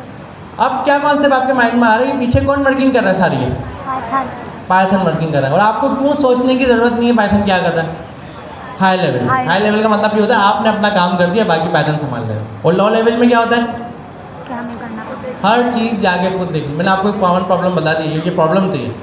लो लेवल वाला इस चीज़ को खुद से मेंटेन करता, बैलेंस करता, मैनेज करता, फिर जाकर वो दिखाता। ये रहा कॉन्सेप्चुअल ये ना भाई, एक मोबाइल है उनको दे दिया, इनके पास कैसे। तो लो लेवल पे हमें नहीं जाना ना, हम तो हाई लेवल प्रोग्रामर है। अब अगर आपसे कोई सवाल करे, कोई बोले भाई आप पाइथन डेवलपर हो, मुझे कोड लिख के दिखाओ जो आपने क्या बोला था, space and memory optimization, complexity, बहुत सारी चीज़ें आ गई। आप कोई मुझे बताए, मैं इंटरव्यू देने जाऊँ, इंटरव्यूअर मुझसे सवाल करे आप पाइथन का कोड लिखो, मेमोरी आपने ना बिल्कुल कम से कम यूज़ करनी है, स्पेस कम से कम यूज़ करनी है। एक टॉपिक होता है डीएसए जिस पर आपको नहीं जाना, प्रॉपर डीएसए लगानी है, मेमोरी तो बिल्कुल ऐसे हो और बिल्कुल कम हो। तो उसका जवाब क्या बनता है? उसका जवाब ये बनता है कि भाई अगर आपने बिल्कुल ही मेमोरी ऑप्टिमाइज कोड लिखना है, स्पेस ऑप्टिमाइज कोड लिखना है, पहली बात आप पाइथन को यूज़ ही नहीं करो। आप वो प्रोग्रामिंग लैंग्वेज निकालो जो लो लेवल पे वर्किंग करती हो। पाइथन तो हाई लेवल है, पाइथन में तो ये चीज़ें हमारे कंट्रोल में ही नहीं होती कि हम मेमोरी को मैनेज करें। ऐसा ही है, हाँ हम एज अ कोडर है मेमोरी मैनेज करेंगे, हम यानी बिल्कुल ही वर्ड्स लिख दें, खराब कर दें, जहाँ टपल चाहिए वाले से लगा दीजिए, जहाँ टपल चाहिए वहाँ टपल लगाएंगे, क्योंकि वो उन्होंने हमें इसी ने दिए ना। उन्होंने हमें ये चीज़ें बना के क्यों दी है कि हमें लो लेवल पे ना जाना पड़े। उन्होंने कहा आपके एंड पे हमने हर चीज़ बना के दे दी। जब आपके पास स्टैटिक डेटा हो आप क्या लगाओ, जब आपके पास डायनेमिक डेटा हो आप क्या लगाओ, बाकी लोग काम हो जाए। स्टैटिक डेटा पे क्या लगेगा, डायनेमिक पे क्या लगेगा। ये उन्होंने हमें क्यों बना के दे दी, ताकि हमें लो लेवल की टेंशन ही ना हो। जब हमारा डेटा स्टैटिक हमने डबल यूज़ करी, जब डेटा डायनेमिक हमने लिस्ट यूज़ करी, हमें क्या लेना मेमोरी से। सही बात है। तो इसका मतलब Python high level programming language है। यहाँ पर ही सवाल बनता ही नहीं कि मेमोरी कम मेमोरी ज़्यादा। अगर मेमोरी कम रखनी तो दूसरी प्रोग्रामिंग लैंग्वेज यूज़ करो। लेकिन डेवलपर ऐसा ना हो कि वो बिल्कुल ही ख़राब कोड लिख के बोले तो मैं तो पाइथन ऐसे लिखूँगा, वो बात अलग हो जाती है, वो एक डिफरेंट बात है। तो अभी समझ में आ गया? आप मुझे ये बताएं, ये टॉपिक आपको बहुत अच्छे से क्लियर है, ये रिकॉर्डिंग हो रही है, समझ में आ गया? वो मैं बता रहा हूँ ना, वो भी बताया नहीं मैंने। अब आ जाते हैं, मैंने लिखा लिस्ट। समझ में आ गया ना? हाई लेवल पे आपने लो लेवल सोचने की ज़रूरत ही नहीं है, लेकिन इंटरव्यूअर सवाल कर सकता है। अब उसका क्या हल निकालें?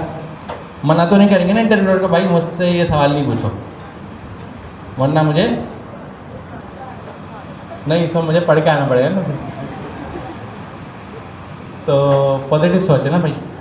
अब आप ये बताएं, अगर इंटरव्यूअर सवाल पूछे, वो बोले भाई लिस्ट और डबल के दरमियान क्या फ़र्क है, आप बोले स्टैटिक डायनेमिक, आप उसको दिल चाहे बोले बात तो सही है, थोड़ा सा और पूछता हूँ, बोले इसके अलावा क्या है, आप बोले मेमोरी। अब आप सब मुझसे तो निकल गया मेमोरी। अब वो कहेगा तो आपने बात बोली है, समझाओ कैसे, बोल तो दिया, समझाओ। तो पता तो होना चाहिए ना कॉन्सेप्चुअली। अब वो मैं आपको बता रहा हूँ। सपोज़ करें आप किसी रेस्टोरेंट में गए, ये टेबल है रेस्टोरेंट का, एक बंदा गया, आपने रेस्टोरेंट वाले को क्या रिक्वेस्ट करेंगे, एक कुर्सी की रिक्वेस्ट करेंगे, भाई एक बंदे की नहीं कुर्सी दे दो मुझे, वो आपको दे देगा, आप बैठ जाएंगे। ऐसा ही होगा, ऐसा ही होगा ना। वो आपको मतलब दे देगा भाई ये टेबल है, इस पर एक कुर्सी, आप बैठ जाओ। यही होता है ना नॉर्मली हम रेस्टोरेंट में जाते। थोड़ी देर बाद आपके दोस्त की नज़र पड़ती है, यार मेरा दोस्त रेस्टोरेंट में बैठा हुआ, इसके पास पैसे आए हुए और मैं इसको कैसे छोड़ दूँ। अब वो रेस्टोरेंट में दाखिल हुआ, उसने बोला भाई आपकी 6 टिकट है उधार है और मैं तो नहीं छोड़ूंगा आप। अब मुझे ये बताएं, ये पॉसिबल है कि जहाँ पर वो बंदा बैठा हुआ है उसके एग्जैक्ट बराबर वाली सीट खाली हो? नहीं है। आप क्या करो, रेस्टोरेंट से रिक्वेस्ट करोगे भाई आप मुझे 2 लोगों की सीट चाहिए, तो क्या ये ज़रूरी रेस्टोरेंट उसी जगह पे दूसरी सीट लाए, या रेस्टोरेंट ये बोल सकता है भैया दूसरे टेबल पर आ जाए, वहाँ 2 चेयर है? बोल सकता है। पॉसिबल है ना। यही कॉन्सेप्ट मेमोरी पे ले जाए। मेमोरी मतलब रैम, रैम के पास क्या रखा हुआ है, 1 रखा हुआ, 1 के बराबर मैंने क्या ऐड करा, 2। अब ज़रूरी है रैम में जहाँ पर 1 रखा है, रैम में उसी जगह पर बराबर में 2 की जगह खाली है? नहीं है ना। इसका मतलब क्या होगा, इसका मतलब दोबारा से वो रिक्वेस्ट करेंगे भाई टेबल 2 लोगों का चाहिए, फिर जो एक जो है ये अपनी सीट से उठेगा, जाहिर सी बात है, और दूसरे टेबल पे दोनों जाके बैठ जाएंगे। मतलब एक को कितनी बार बैठना पड़ा, एक बार बैठा फिर उठता फिर दूसरी बार बैठा, तो इसका टाइम बढ़ गया ना। इस बेचारे का तो टाइम एग्जीक्यूशन बढ़ गई, और ये 2 की भी दो की तो टाइम एग्जीक्यूशन वही है जो होनी चाहिए। अब फ्यूचर में एक और दोस्त आ गया, उसने कॉल लगा दी थी पीछे सबको व्हाट्सएप ग्रुप पे कि भाई ये आज अच्छे रेस्टोरेंट में बैठा हुआ है, छोड़ना नहीं है। अब तीसरा दोस्त आया, दोबारा टेबल लेना पड़ेगा, दोबारा से सिचुएशन चेंज करनी पड़ेगी। प्रॉब्लम है, एक काम करते हैं, दोस्त तो आ जा रहे हैं, एक साथ बहुत सारी सीटें ले लेते हैं, तो क्या पूरे रेस्टोरेंट की सीट्स ले लें? हमें कैसे पता लगेगा कितने दोस्त आएंगे? मैथमेटिक्स पर्सपेक्टिव से लॉजिक क्या बनती है, डबल। अगर मैं एक सीट पे था, मेरा दोस्त आया, मैंने डबल कर लिया। अगर मेरा तीसरा दोस्त आया तो मैं क्या कहूँगा, 3 लोगों की सीट लूँगा, 4 लोगों की, 4। क्योंकि मुझे एक्सपेक्टेड है कि एक और ना आ जाए, भाई ये मैसेज चल चुका है आगे। सही है। तो मैंने यहाँ पर कितने लोगों की जगह ली? जैसे तीसरा बंदा आया 4 की, 2 लोगों ने अपनी जगह चेंज करी, उठे दूसरे टेबल पे गए, तीसरा बैठा, फिर फ्यूचर में चौथा आया, 3 को जगह चेंज करने की ज़रूरत है? नहीं, पहले तो सीट है। 5वां आया, अब क्या करें? जगह बदलेंगे। अब 8 लोगों की जगह लेनी पड़ेगी। 8 लोगों की जगह ली, 4 लोगों ने अपनी जगह चेंज करी, 5 में बैठ गया। छठा आया, जगह चेंज होगी? नहीं, सिर्फ छठा बैठेगा। 7 में, नहीं, 8 में पे, नहीं 90 पे। होगी। अब 16 लोगों की जगह लेंगे, 8 लोग अपनी जगह चेंज करेंगे, फिर 9 बैठेगा। ये आपकी क्या है टाइम कॉम्प्लेक्सिटी। टाइम कॉम्प्लेक्सिटी अगर आप इसकी एवरेज निकालें, मीन निकलता है ना, 1 + 1 डिवाइड बाय 3 3, क्या निकलेगा? 0। अगर आप क्लास में आए 5 मिनट में, वहाँ से यहाँ पर आए 5 मिनट में, आप आए 10 मिनट में, आप आए 7.5 मिनट में, एवरेज क्या है? एवरेज टाइम क्या है? 5, 10 और 7.5, 3 लोग आए, एवरेज टाइम क्या है? 22.5 को 3 से कर दो। तीनों को प्लस करके आप 3 से डिवाइड करेंगे, आप बढ़ेंगे, ये एवरेज टाइम है। 10 22 को सही है। एक कॉन्सेप्ट चलिए हम बिल्कुल बेसिक समझ गए। तो इसका मतलब ये बेचारा जो आया जल्दी आया, 3 डिवाइड 3, इसकी वजह से इसका टाइम ज़्यादा लगा, फिर टाइम ज़्यादा लगा, फिर टाइम ज़्यादा लगा। तो अगर इन सबका मिला के एवरेज टाइम निकालें तो कितना सारा टाइम आएगा एवरेज टाइम? वो हर किसी ने इतना टाइम लगाया जगह चेंज करने में। टाइम कॉम्प्लेक्सिटी तो आ गई ना। यस। मेमोरी तो अलग बात है, मेमोरी का टाइम कॉम्प्लेक्सिटी तो आ गई। तो अगर आपने इस टाइम कॉम्प्लेक्सिटी का एवरेज निकाला तो टाइम ज़्यादा रहा। टपल में क्या हुआ?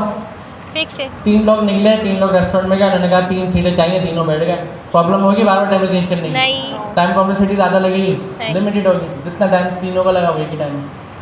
तो ये फ़र्क है, आप ये लॉजिक बता सकते हैं।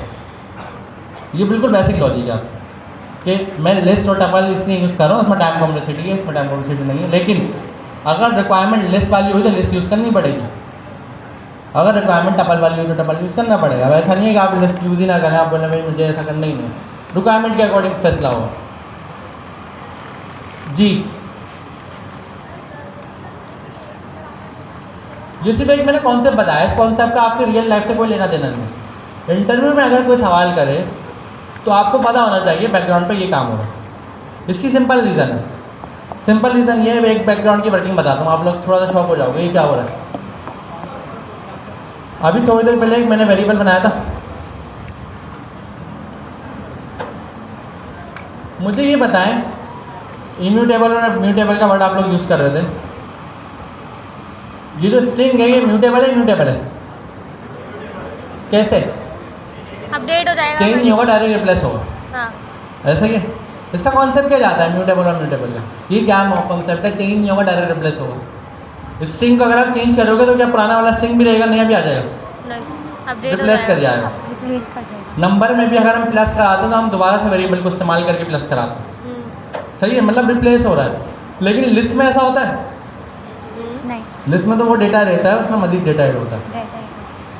एक्चुअली में होता क्या है, ये जो आपका वेरिएबल है ना, ये वेरिएबल नहीं है, ये पॉइंटर है।